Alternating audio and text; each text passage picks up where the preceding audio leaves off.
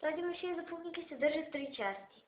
Основен корпус, пластмасов капак и мерителна чинийка, в която се поставят максимум 60 грама царевица на зърна,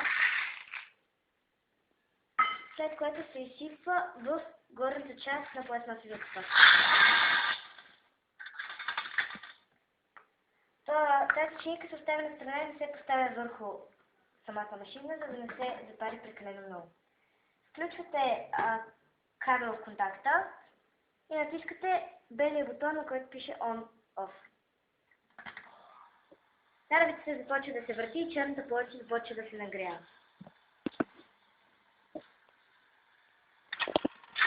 Плочата се нагрява до такава степен, че пукнатите са започнали да се пукат една по една.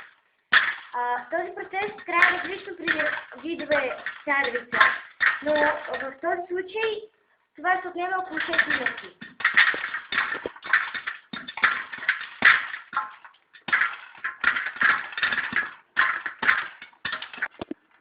Когато смятате, че пуканките са готови и вече са се изпукали, можете да изключите машината за пуканки от белия бутон On-Off, след което да издърпате от контакта кабела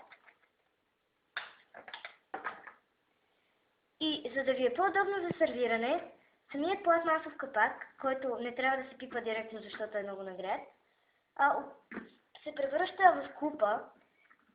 Следователно, като обърнете самата машина, като внимавате да не пипате основния корпус, и оставяте машината на страна да се охлади за около 20 минути и чак тогава можете да използвате машината повторно. Така. Вие можете да си сложите други екстри към пуканките, като сол, разтопено масло и по ваш вкус. А други такива забавни продукти от серията на Disney или изобщо, на изгодни цени може да намерите в онлайн магазина Zola.bg на www.zola.bg.